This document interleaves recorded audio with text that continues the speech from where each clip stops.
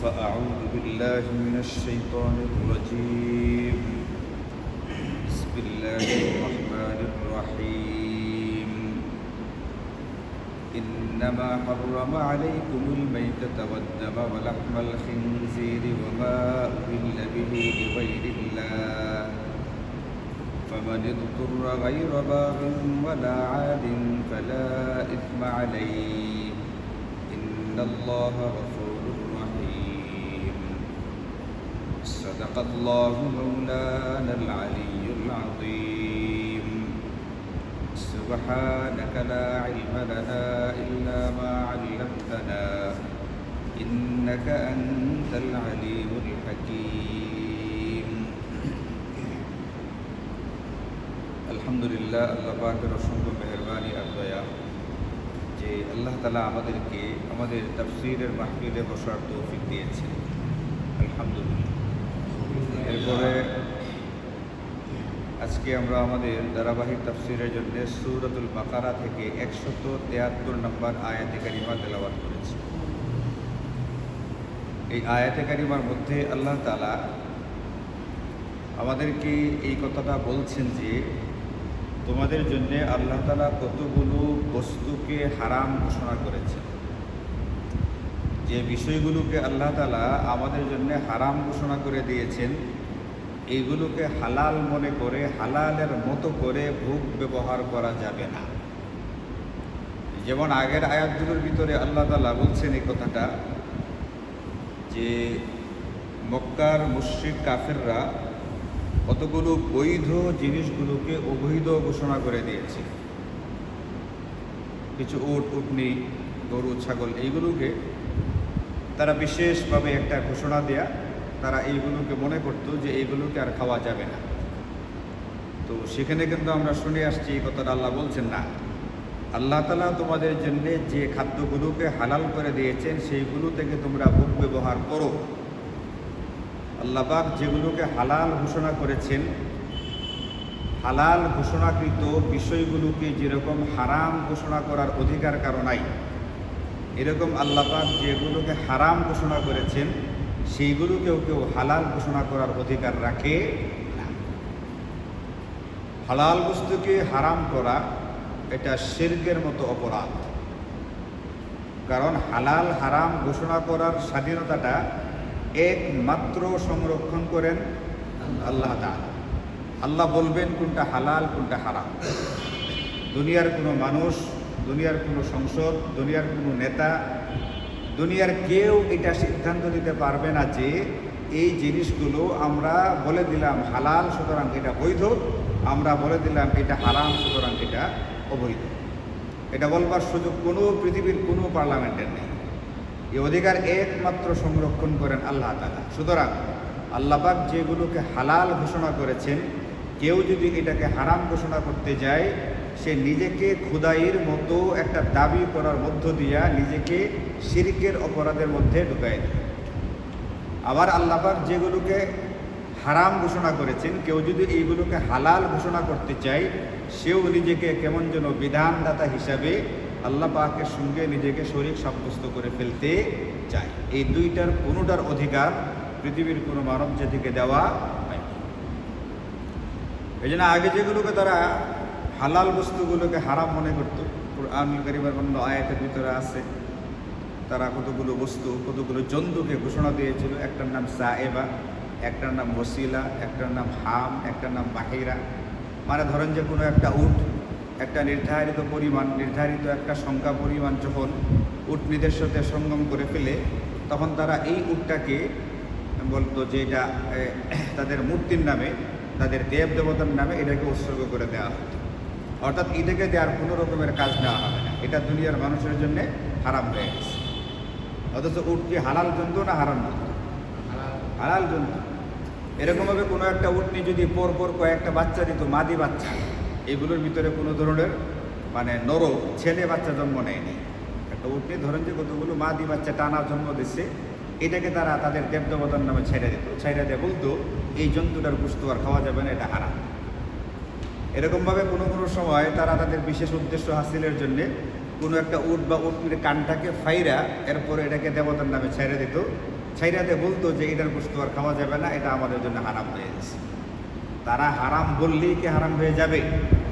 এই জন্তুগুলো উট, উটনি, গরু, ছাগল, ভেড়া, মহিষ, দুম্বা ইত্যাদি যে পশুগুলোকে আল্লাহ তাআলা হালাল ঘোষণা করেছেন, এইগুলোকে আমাদের হালাল মনে করতে হবে এবং এইগুলো আমাদের স্বাস্থ্য অনুযায়ী যতটুকু পারা যায় ভোগ ব্যবহার করতে হবে। এটাকে হারাম মনে করবার কোনো সুযোগ আমাদের জন্য নেই। ঠিক অনুরূপভাবে আল্লাহ তাআলা কতগুলো বস্তু আমাদের জন্য হারাম ঘোষণা করেছে। আজকে আমরা যে আয়াতে কারিমা শুনেছি, এই আয়াতের মধ্যে আল্লাহ তাআলা 4টা বস্তুকে হারাম ঘোষণা করছে। শুধুমাত্র এই 4টাই আমাদের জন্য হারাম এরকম না, আরও আছে অন্য আয়াতের ভিতরে। এইখানে বিশেষ 4টা বস্তুর কথা বলা হচ্ছে, এই জিনিসগুলো আমাদের জন্য হারাম। সুতরাং এটা হারাম হওয়ার পরে পৃথিবীর কোনো মানুষ যদি এটাকে হালাল ঘোষণা করার চেষ্টা করে, তাহলে হালাল ঘোষণা করলেই সেটা হালাল হবে না, সেটা বৈধ হবে না।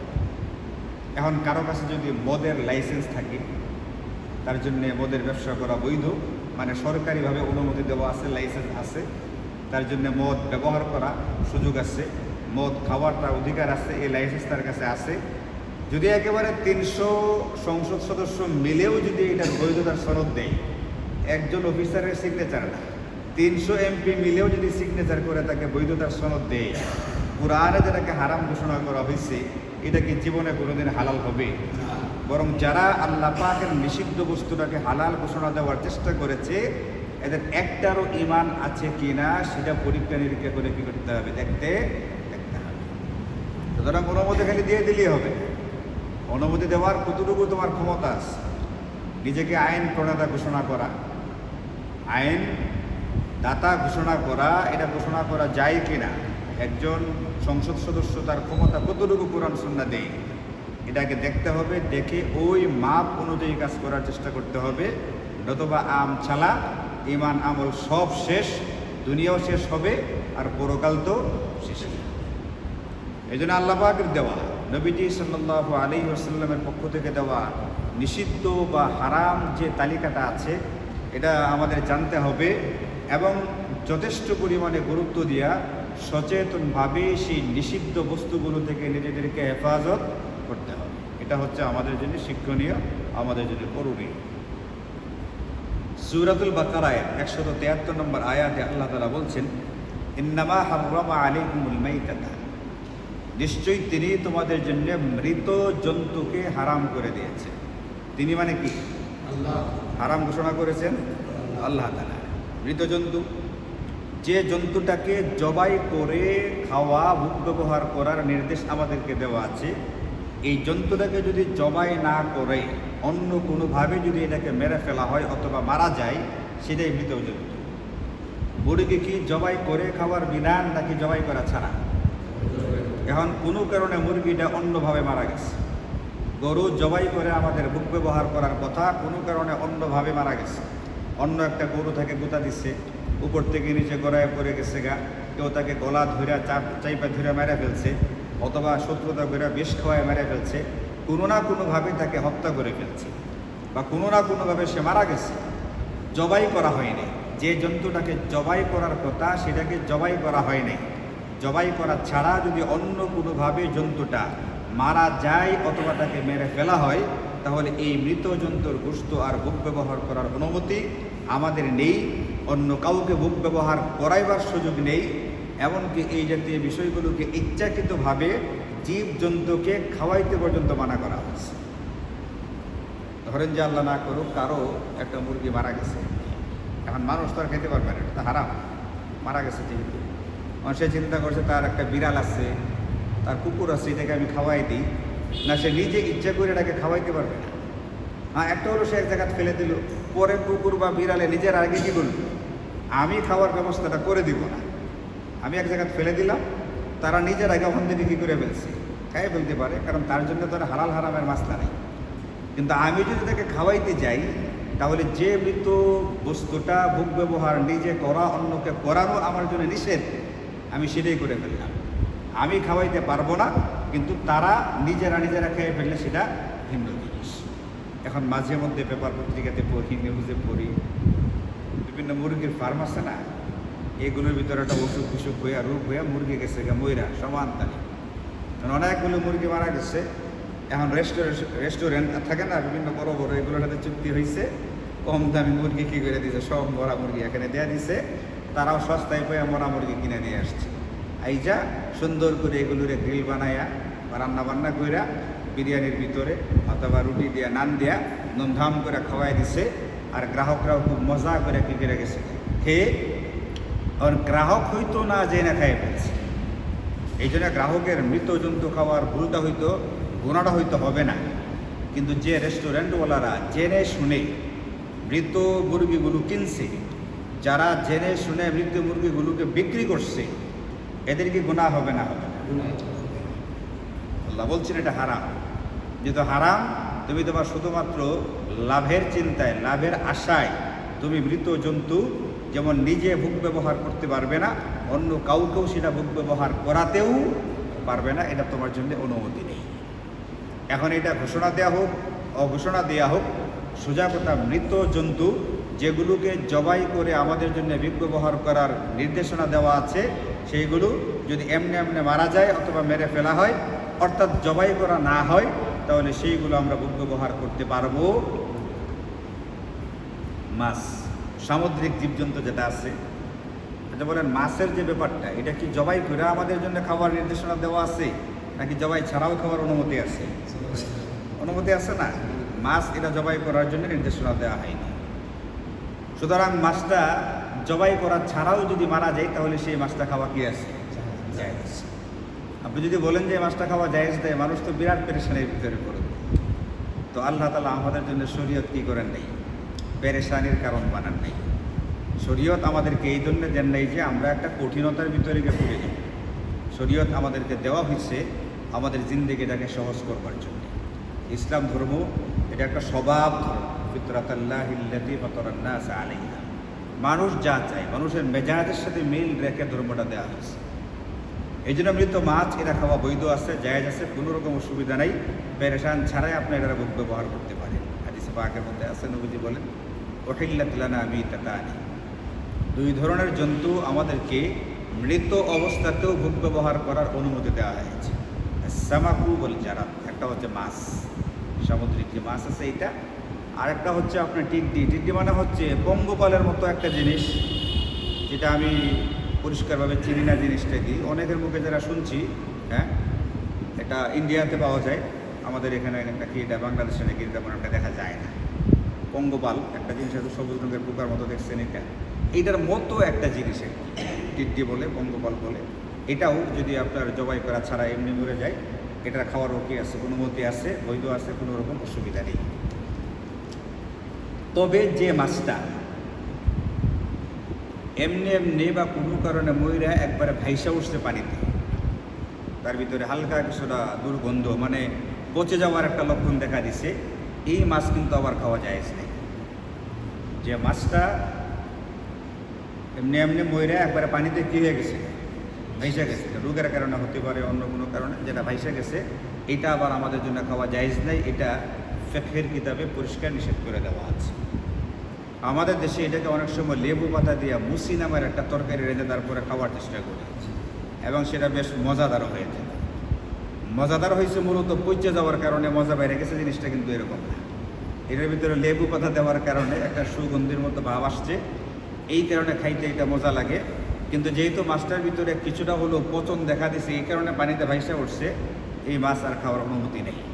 কারণ আপনি যদি বলেন যে হুজুর আমার তো মুচি খাইতে ভালো লাগে, আমি খেতে চাই, ভালো মাছ দিয়ে আপনি মুচি করেন, পচা মাছ দিয়ে যে কারবারটা করছেন আপনি লেবু পাতা দিয়ে, এই কারবারটা কি ভালো মাছ দিয়ে করা যাবে না? ভালো মাছ দিয়ে করা যাবে। আপনি যদি মুচি খাইতে মন চাই, আপনি ভালো মাছ দিয়ে লেবু পাতা দিয়ে মুচি তৈরি করে খান।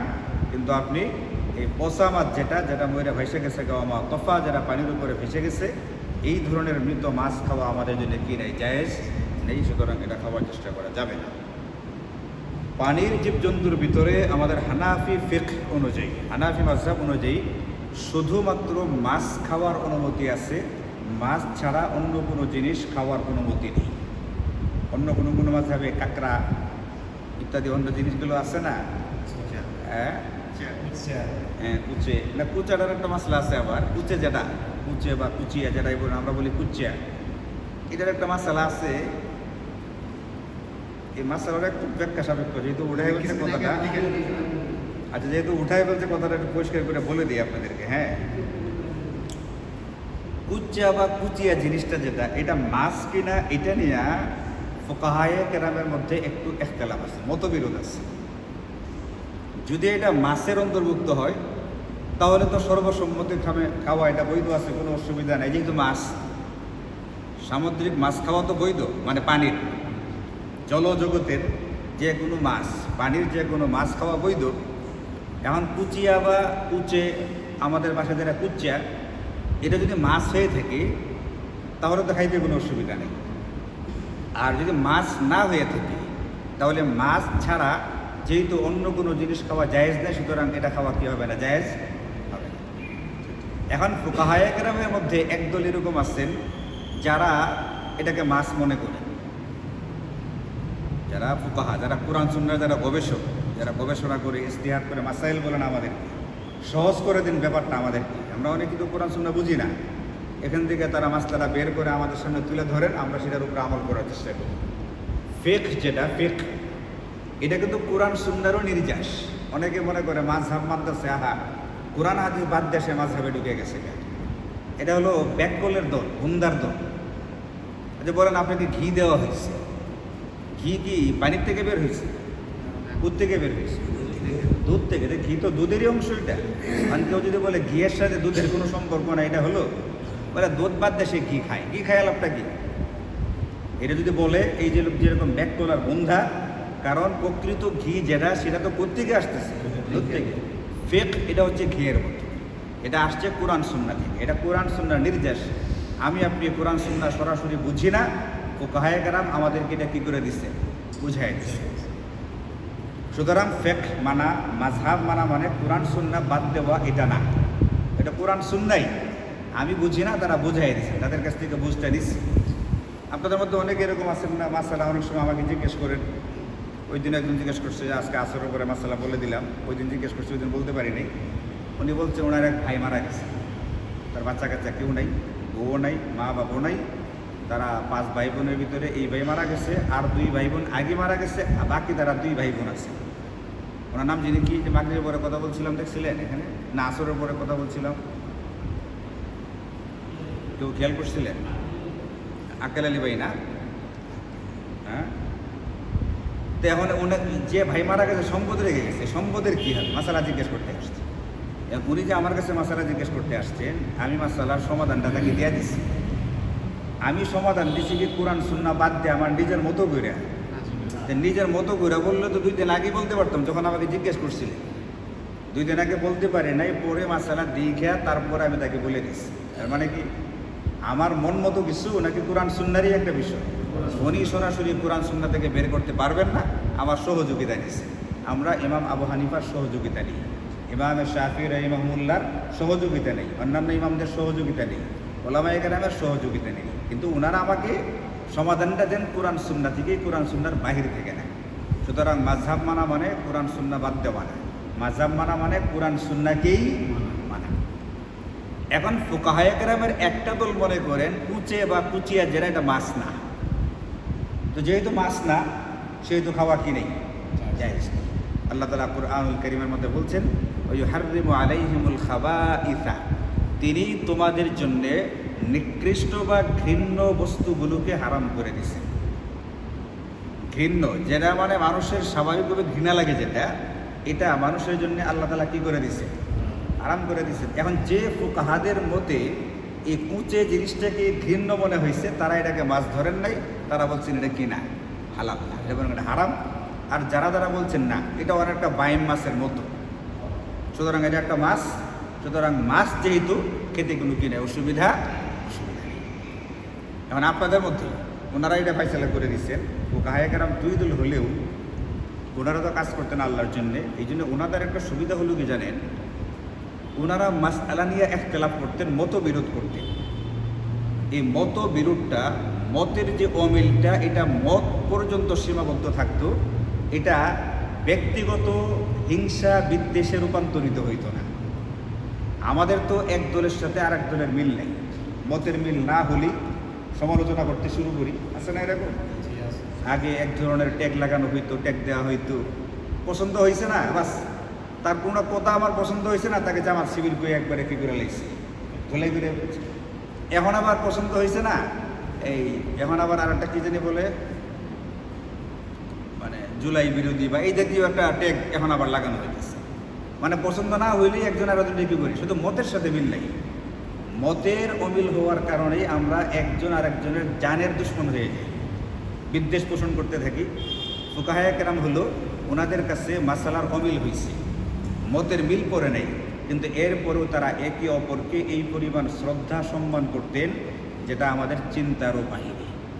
ইমামে আজম ইমামে আবু হানিফা রহিমাহুল্লাহর সাথে ইমাম শাফি রহিমাহুল্লাহর মতের অমিল হয়েছে সবচেয়ে বেশি পরিমাণে, কিন্তু আমাদের হাদিসের কিতাবে, মানে ওই ইসের কিতাবে ওনাদের যে জীবনী যে আছে, এই কিতাবে ওনাদের জীবনীতে আলোচনা করা হয়েছে ইমাম শাফি রহিমাহুল্লাহর মাযহাবে একটা মাসালা হলো এটা, আমরা যেরকম নামাজ শুরু করার সময় তাকবীরে তাহরিমার সময় হাত উঠাই, এটাকে বলে রফআ ইয়াদাইন, দুই হাত তোলা কান পর্যন্ত।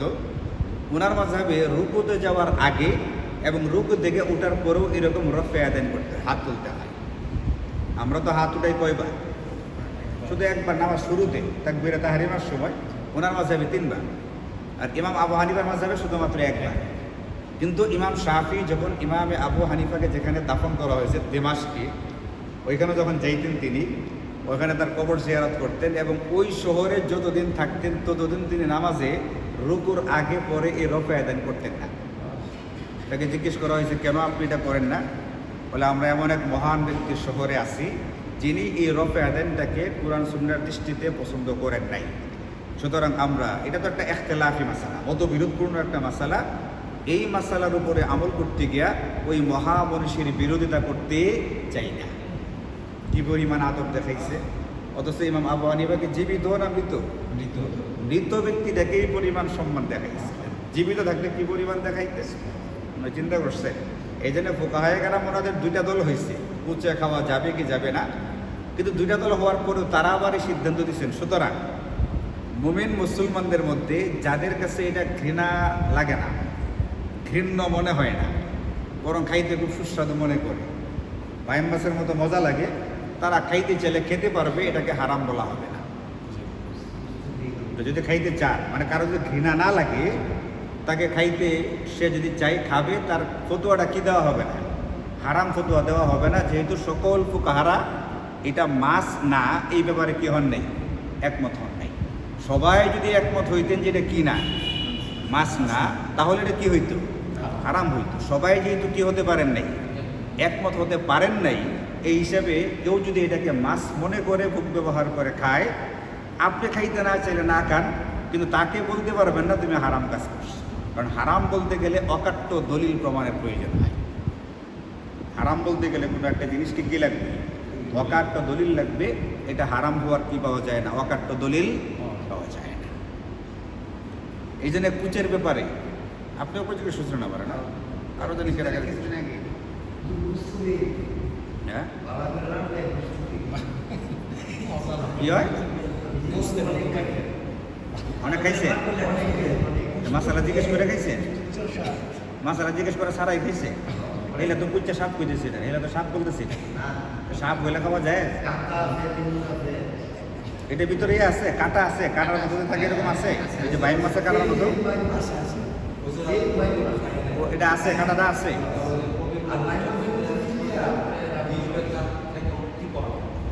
তার ভিতরে যদি কাটাটা যদি থেকে থাকে, বাইম মাছের মধ্যে যদি এরকম একটা কাটা থাকে, তাহলে এটা মাছ হওয়ার সম্ভাবনাই বেশি। মানে মাছের সংজ্ঞা দিতে গিয়েও এখানে একটু কি হয়েছে, আলোচনা করতে হয়েছে যে আসলে তার মেরুদণ্ডটা, মাছের যে একটা কাটা থাকে সেটা আছে কিনা, তাহলে বাইম মাছের ভিতরে আছে না। আর যখন আপনাদের যদি কারো এটা খাইতে ঘৃণা না লাগে, আপনারা খাইতে পারেন, অসুবিধা নাই, অন্যরা এটা নিয়ে কেউ আপত্তি করবেন। আর কারো যদি খাইতে মনে না চাই, ঘৃণা লাগে, আপনি সেটা খাবেন না। যেমন আমি এটা খাওয়া দূরের কথা, এটা দেখলে আমার সুবিধা নেই, কীরকম রি করে, আমার পক্ষে এটা সম্ভবই না। এই মশলাটা কেমন জানি কথাটা উঠছে বলে দিয়ে ফেললাম। তাহলে মূলত হচ্ছে আমাদের হানাফি ফিকহে পানি জগতের শুধুমাত্র মাছ জিনিসটা হালাল, মাছ ছাড়া অন্য কোনো জিনিস কিনা হালাল না। তাহলে কুচে টাকা যে বললাম খাইলে হারাম বলা যাবে না, বললাম কি হিসাবে? ফুকাহায়ে কেরামের একদল এটাকে কি গণ্য করছে? মাছ গণ্য করছে হালাল পরে। আগে কি গণ্য করছে? মাছ গণ্য করার কারণে এটা হালাল। আর যারা এটাকে মাছ মনে করেন না তারার মধ্যে তো কি হবে না, কারণ পানির শুধু কোন জন্তুটা হালাল? যারা মাছ, সেটা। এই জন্য চিংড়ি নিয়ে মতো বিরোধ হয়েছে। লমায়ে কেরামের ভিতরে চিংড়ি মাছ খাওয়া যাবে কিনা, মাছ কিনা, এটা নিয়ে সন্দেহ হয়েছে। এটার ভিতরে সে কি নাই, ওই যে কাটাটা নাই, এটা মাছ কিনা। একদল বলে এটা পোকা, এটা আসলে পানির একটা পোকা, এটা মাছ না। আর একদল খায়া দেখে যায় বিরাট মজাদার দেখা যায় জিনিসটা। এবং এটা মাছ হিসাবে যারা সমুদ্রে বা পানির আশেপাশে যারা থাকে, জেলে জগতের যারা আছে, তারা এটাকে মাছ হিসাবে ঘোষণা দিচ্ছেন। এই জন্য মাছ মনে করে এটা খাওয়া বৈধ হইতেছে। হ্যাঁ, শীতলটা তো মূলত মাছ, মূলত এটা মাছ, কিন্তু এই মাছটাকে পরবর্তীতে পচাইয়া, এটার পাইরিয়া, এটার ভিতরে গিদরিয়া কি দিয়া পচাইয়া তারপর এটাকে শীতল বানায় বিক্রি করা হয়েছে। তো মাছটা যতদিন পচা ছাড়া ভালো আকৃতির ছিল ততদিন তো এটা বৈধই ছিল। এখন এটা যে আকারে গেছে, এটাকে পুরোপুরি হারাম না বললেও এটা যে মাকরুহ হবে এটা নিয়ে আমার মনে হয় কোনো সন্দেহ নেই। আমার মনে হয় আর কি, এটা কিসের কারণে? এটা যদি আপনি যে যারা যে যন্ত্রটা দেখে জীবাণু কি আছে না আছে, আমার মনে হয় শীতল মাছটা যদি ওই যন্ত্রটাতে দেখা হয় এটার ভিতরে কোনো রকমের জীবাণু আছে কি না, আমার মনে হবে যে এটার ভিতরে পুঁটি মাছের গোশতের চেয়ে জীবাণু কিলবিল করবে লক্ষ লক্ষ গুণ বেশি। হ্যাঁ, এরপরে জিনিসটাকে একবারে তুমি বিনা মাকরুতে একবারে কীভাবে এটাকে কী বলা হবে, বৈধ কীভাবে বলা হবে? এমনি তো এটা পচা গন্ধ হয়, কিন্তু এরপরেও আমাদের দেশের মানুষরা মজা করে খায়। শীতল ভর্তার কথা শুনলেই মুখের ভিতরে পানি আসে, আগেও খাই সত্যি, কিন্তু এটা আসলে একটু আমার মনে হয় চিন্তা করা দরকার আর কি, যতটুকু পারা যায় এটাকে পাশ কাটানো উচিত। তো আল্লাহ তাআলা আমাদের জন্য 4টা বস্তুকে হারাম ঘোষণা করেছেন এই আয়াতের মধ্যে, মৌলিকভাবে মোট 4টা না। এই আয়াতের ভিতরে কয়টা? 4টা। তার ভিতরে একটা হচ্ছে যে সমস্ত জন্তুকে জবাই করে খাওয়ার কথা, সেইগুলোকে যদি জবাই না করে এমনি এমনি কোনো কারণে মারা যায় বা মেরে ফেলা হয়, তাহলে তার গোশত খাওয়া যাবে না, অন্য কেউ খাওয়ানো যাবে না। সুতরাং মৃত জন্তু ক্রয় বিক্রয়ের মাধ্যমে কোনো ধরনের লাভ বা মুনাফা যদি অর্জন করে, সেটাও ব্যক্তির জন্য কি হবে না, বৈধ হবে না। আজকে থাকে তো না হয়েছে। তো যতটুকু আলোচনা হলো, আল্লাহ তাআলা এগুলো বোঝার তৌফিক দান করুন। এর ভিতরে কুচ্চের ব্যাপারটা আপনাদের কাছে পরিষ্কার হয়েছে তো? এটা একটা বেশ আলোচনার ব্যাপার ছিল। আমার বেশ কয়েকজন আগেও জিজ্ঞেস করছে আমাদের গ্রাম থেকে, জিনিসটা পরিষ্কার হয়ে গেল আলহামদুলিল্লাহ। যাদের কাছে ঘৃণা লাগে না, খাইতে খুব মজাদার, তারা খাইতে পারেন, তাদেরকে হারাম বলা যাবে না। আর যারা ঘৃণা লাগে তার কি করা দরকার নেই, এই করবেন। আলহামদুলিল্লাহ রাব্বিল আলামিন।